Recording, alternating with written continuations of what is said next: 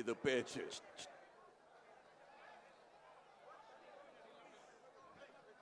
உயிரே உறவே தமிழே வணக்கம்.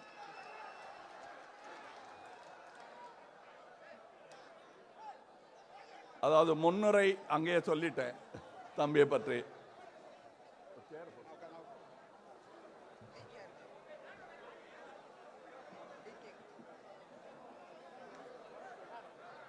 எனக்கு பிடித்தமான ஒரு புறநானூற்று உவமை.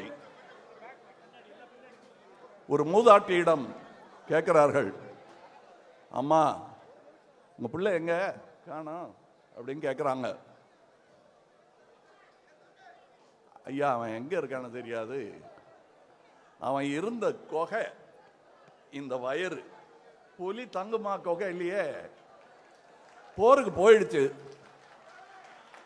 முன்னணியில் இருப்பான், கண்டிப்பா இருப்பான், திரும்பி வருவான், நம்பிக்கிட்டு தான் இந்த கொகை காத்துக்கிட்டு இருக்கு அப்படின்னு தாய் சொன்னாலாம். புலி சேர்ந்து போகிய கல் அவளை போல ஈன்ற வயிறோ இதுவே அப்படின்னு சொல்றான். அப்படி வந்தவர் இவர். அதனால்தான் சொன்னேன், இவருக்கு எதுக்கு பொன்னாடை? அந்த தோலை தொட்டு பார்த்தாலே தெரியுது, அதுதான் பொன்னாடை. அவர் அதை போர்த்தி கொண்டு விட்டார், நீங்கள் போர்த்தி விட்டீர்கள். நீங்கள் அனைவருமே அதை போர்த்தி இருக்கிறீர்கள், மறந்துவிட வேண்டாம். நாம் அனைவருமே அதை போர்த்தி இருக்கிறோம், கவலைப்பட வேண்டாம்.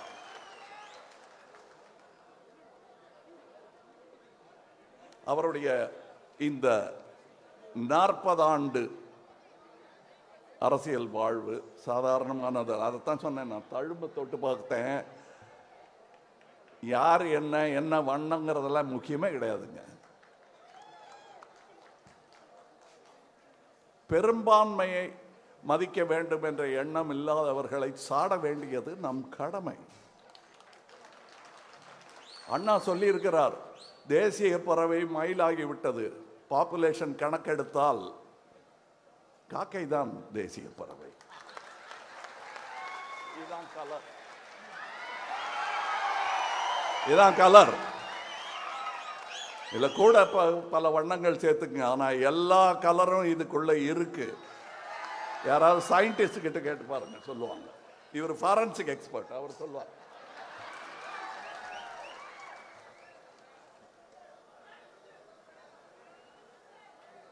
அதாவது கலைஞர் மூதறிஞர் அவர்கள் இவரை ஜெனரல் அப்படின்னு கூப்பிட்டாரு. எந்த விதமான ஜெனரல்? அவர் அம்பேத்கர் எனும் படையின் general. Caste is not a division of labor, it is a division of laborers. நீ அதான் நானும் அதான், ஏன்டா சும்மா போராடிக்கிட்டு என்று சொல்ற வார்த்தை அது. ஆங்கிலத்தில் சொன்னதுனால காரம் தெரியவில்லை. சாதி பிரிவினைகள் தான் இந்தியாவின் பலவீனம். சாதிய தடைகள் நீக்கப்பட்டால், நீக்கப்பட்ட பின்புதான், பட்டால் இல்லை, அதற்கு பிறகுதான் நாம் ஒரே தேசமாக ஒரே மக்களாக இணைய முடியும்.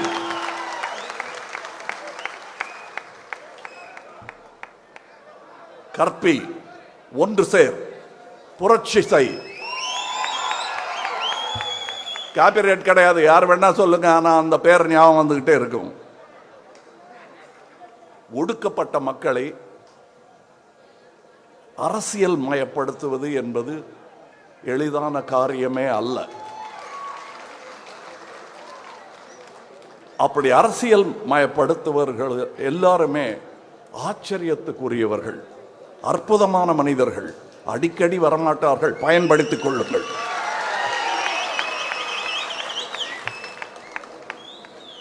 ரொம்ப ஈஸி. இதே பறை இந்த பாடல் இல்லாமல் போர்க்குரலாக ஒலித்தால் இங்கிருந்து வெளியே போகும்போதே ரத்தம் சிந்த வைக்க முடியும். ஆனால் அவர் எப்பவுமே நான் பார்த்துருக்கேன், இதோ வாய்ப்பு, அரசியலில் உங்கள் கதையை சொல்லணும், எங்களை வாங்க, இது ஆதாயம், இது அரசியல், இது அரசியல், இது ஆதாயம், எது வேணும்னு கேட்டால் அவர் அரசியலை தான் தேர்ந்தெடுக்கிறார். இதில் உங்களுக்கு நிறைய கஷ்டம், அடி விழும். இது சௌகரியம், பணம் கூட கொடுப்போம், கல்யாணம் பண்ணி வைப்போம், சந்தோஷமா இருக்கலாம் அப்படின்னா இதைத்தான் எடுக்கிறார் அவர். அதனால் நான் வியக்கிறேன். ஏன் இப்படி சகோதரன் திடீர்னு ஒருத்தர் ஏதோ அரசியல் ஓட்டு இல்லையா? இது 2000 வருஷமா நடந்துட்டு இருக்கு, இதுல என்ன ஓட்டு? தமிழர்கள் ஓட்டு போட ஆரம்பிச்சது ராஜராஜ காலத்துல தானே. குடவோலை கொண்டு வந்தது யார்? அப்பதான் லேட்டா ஆரம்பிச்சிருக்கோம், அதனால கொஞ்சம் லேட்டா வந்து பிடிச்சு உழுக்கிறதுக்கு டைம் ஆகும். அதாவது இந்த கல்யாணம் பண்ணி வைக்கிறோம்னு சொன்னதுக்கு, வேண்டாம்னு சொன்னதுக்கு ஒரு உதாரணம் சொல்றேன். திராவிட மணி தானே அவர் பேரு, திராவிட மணி, அந்த தொண்டர் கொடுத்த 10 பவுன் சங்கிலி, அதை இவங்க அம்மா என்ன பண்ணியிருக்காங்க, பா நம்ம பிள்ளை இப்படியா அலைஞ்சிட்டு இருக்கா, அதை வீட்டில் வச்சுட்டு வரப்போகிற பொண்ணுக்கு ஏதாவது நகை பண்ணி போடலாம் அப்படின்னா தான் அதை போய் அம்மா இது கட்சிக்காரன் கொடுத்தது, கட்சிக்கு தான் பொண்ணு கொடுத்துருங்கன்னு அதை வாங்கி கட்சியில் போட்டாலே. அப்பவும் இதுவான்னு கேட்டால் அது வேணாம், அதை தூக்கி இதில் போட்டுன்னு போடுறாரு.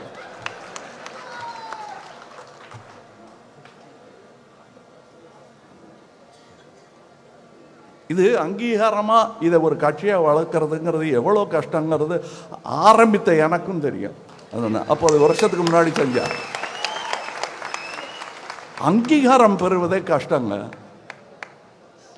இவெல்லாம் ஒரு ஆளாங்கிறது எத்தனை வருஷமா கேட்டுக்கிட்டு இருக்கோம் நாம. அது பதவி ஆசையில் வரும் கோபமே தவிர அதுக்கும் சாதிக்கும் கூட சம்மந்தம் கிடையாது. ஆனா ஒண்ணு என்ன கேட்டாங்க, அரசியல்னா ஒரு எதிரியை முடிவு பண்ணிக்கலன்னா அது அவங்க சொல்றது தற்கால சம்பாத்திய அரசியல் பத்தி சொல்றாங்க. எனக்கு அரசியல் கடமை, என் தொழில் சினிமா, கோடி கோடியா சம்பாதிப்பேன், அப்புறம் இதெல்லாம் என்ன பண்ண போறேன்னு யோசிச்சா. இவங்க சுவிஸ் பேங்க்ல வச்சிருக்காங்களே சுவிட்சர்லாந்துல, அந்த பணம்லாம் இவங்க வியாதியஸ்தர்களா படுத்து கிடக்கும்போது திரும்பி வந்துதான்னு பார்த்தா வரவே இல்லை. அது அவங்க நம்புற சொர்க்கம். இந்த சொர்க்கங்கிற மாயை நம்ம ஒரு 4 சதுர அடி நிலம் வாங்கணும்னா புரோக்கர்கிட்ட கேட்பேன், எங்கப்பா இருக்கு, இது இங்கே இருக்கு, ரூட் இருக்கா, ட்ரெயின் இருக்கா பக்கத்தில், சாக்கடை வழியா பக்கத்தில், போய் மிதிச்சு பார்ப்போம். யாருமே பார்க்கல. பார்த்துட்டு ஒரு புரோக்கர் கூட சொல்லலை நம்மகிட்ட. இருக்கிறதா நம்பிட்டு இருக்கிற ஒரு இடத்துக்கு அட்வான்ஸ் கொடுக்குறோம். இதுக்கு இல்லை போடணும், இந்த சங்கிலி கொடுத்தார அதுதான் சொர்க்கத்துக்கான அட்வான்ஸ். என் படத்துல வரும், இந்த பாட்டெல்லாம் வரும். இதை உணர்ந்து தான் நான் வந்திருக்கேனே தவிர ஏதோ தப்பி அரசியல்ல எங்க போகணும், தடுமாற்றமா இருக்க, பிடிக்க ஒரு தோல் வேணும். ஏன் சாதியை சொல்லி என்ன கிண்டல் பண்ணுவாங்க. அதனால என்ன கேட்டாங்க, முதல் எதிரி தேர்ந்தெடுத்துட்டீங்களான்னு. தேர்ந்தெடுத்துட்டேங்க, சாதி தான் என் முதல் எதிரி.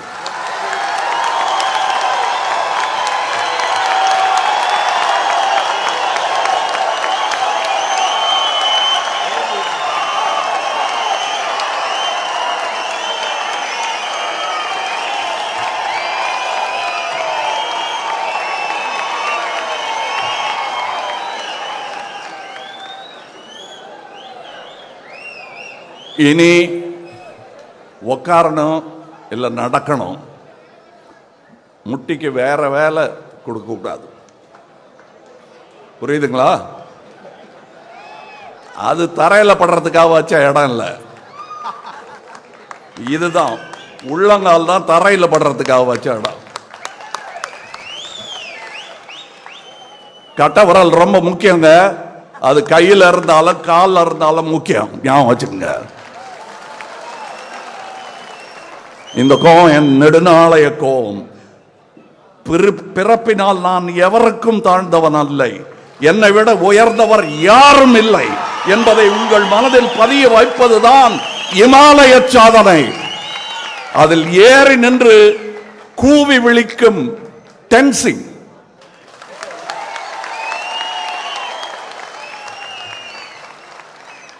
அங்க பறக்கட்டும் பாரத மாதாவின் கொடி.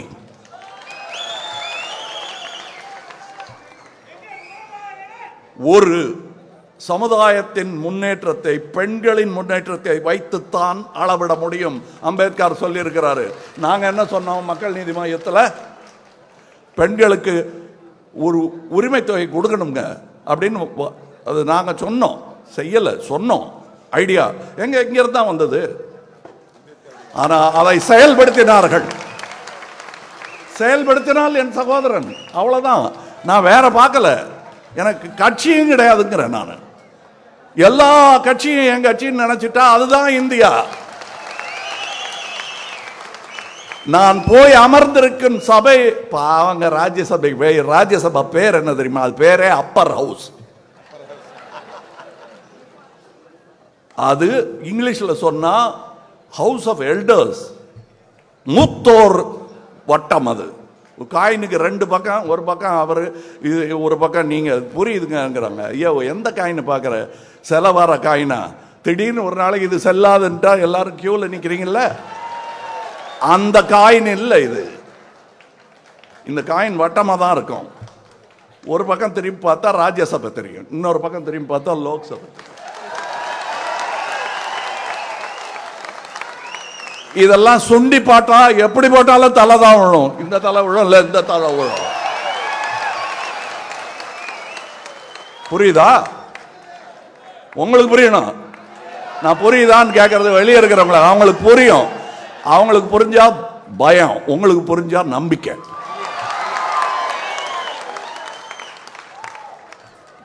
அதுக்கு தமிழ்நாடு தான் உதாரணம். அந்த நம்பிக்கை வந்துருச்சு, இன்னும் பலமா வரணும்.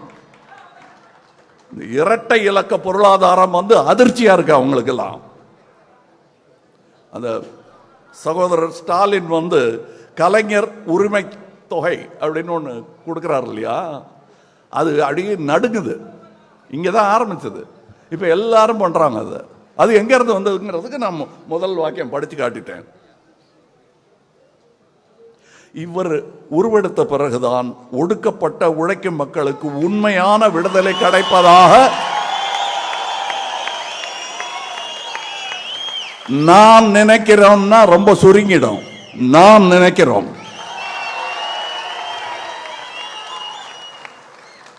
அத நான் சிதம்பரம் தொகுதியில்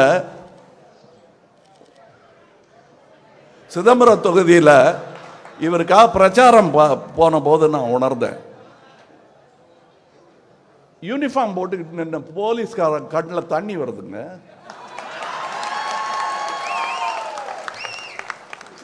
எங்க ரெண்டு பேர், நானே இவருக்கு மூத்தவர், எங்க ரெண்டு பேரையும் மூத்த ஒரு அம்மா கையை கொப்பிட்டு இவரை பார்க்கறாங்க. அவங்க கண்ணிலையும் கண்ணீர். அந்த கண்ணீரை பார்த்து உணர்ச்சி எல்லாம் படல, அந்த உணர்ச்சி வசப்படுறது இல்லை. உணர்ச்சியை புரிந்து கொண்டேன். அந்த பானையை தூக்கி பிடிச்சேன்.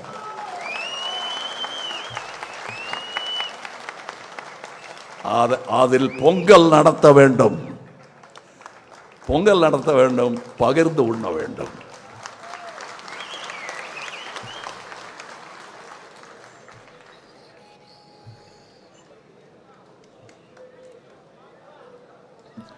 எல்லா வகையான அடக்குமுறைக்கும் ஒடுக்குமுறைக்கும் எதிர்த்து போராடுபவன் போராளி இல்லை, டெமோக்ராட்டிக் ஃபைட்டர்.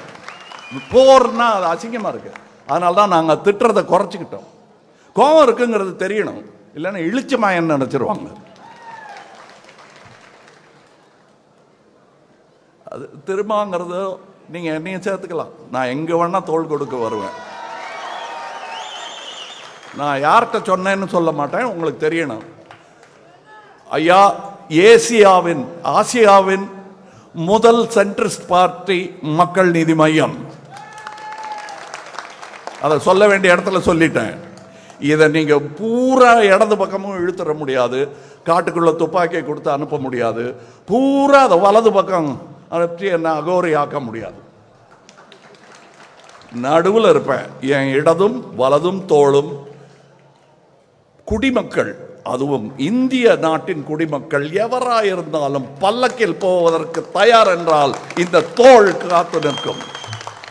மேல உட்கார என்ன சாதி பண்ணின்னு கேட்கறதுக்கு எனக்கு அருகதையே கிடையாது. நான் தோள் தூக்க வந்துட்டேன், இந்த பல்லக்க தூக்க வந்துட்டேன். இந்த பல்லக்கின் பேர் இந்தியா. ஒன்னு சொல்றேன், அதுக்கு 4 பிடி தான் இருக்குன்னு நம்பிட்டு இருக்காதீங்க.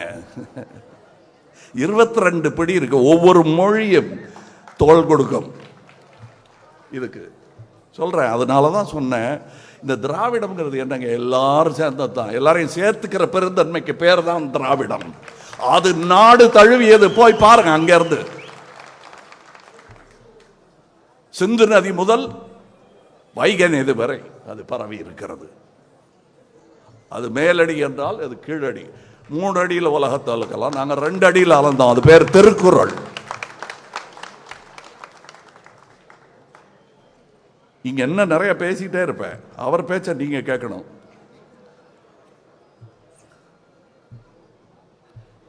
இதெல்லாம் பேசிட்டேன், நான் நோட்ஸ் எடுத்தேன். அதுக்கப்புறம் அதெல்லாம் எனக்கு உணர்வோட பேசுவதுதான், உண்மையாக பேசுவதுதான் முக்கியம். உண்மையை பேசணும்னு முடிவு பண்ணிட்டோம்னா பயம் இருக்காது. ஏன்னா உண்மைதானே. அப்புறம் என்ன, நீங்க உண்மை பேசுறீங்க, ஜெயிக்கலையே என்ன பண்றீங்க? சத்தியமே விஜயத்தை எல்லாம் என்ன ஆச்சுன்னு கேட்டாங்க. சரி, உன்னுடைய சிறப்பான பொய் என்று எதை சொல்வீர்கள்? நம்பிட்டாயா அப்படிங்கிறதானே. எப்படி நம்பினீங்க? உண்மை மாதிரி இருந்த பொய் கூட ஜெயிக்கணும்னா சத்தியத்தை கொஞ்சம் தொட்டுக்கணும். ஊறுகா மாதிரியாவது சத்தியம் ஜெயிச்சுக்கிட்டே இருக்கும். உனக்கு அது தெரியல, எங்களுக்கு தெரியுது. ஆனால்தான் நியாயமா நேர்மையா பேசுறவனுக்கு பொய் சொல்றவனும் உடனே அடையாளம் தெரியும். உங்களுக்கு என்ன அடையாளம் தெரியுதா? நான் நேர்மையானவங்கிறது அடையாளம் தெரியுதா? பொய் பேசலைங்கிறது புரியுதா? அதை புரிஞ்சுக்கிட்டா போதும். இந்த போர் பறை உலகம் எல்லாம் கேட்கும். புரிஞ்சுக்குங்க. என்ன மாதிரி கோடி பேர் இருக்காங்க உங்களுக்கு தோள் கொடுக்க. அவனையும் சேர்த்துக்குங்க, நீங்களும் வாங்க.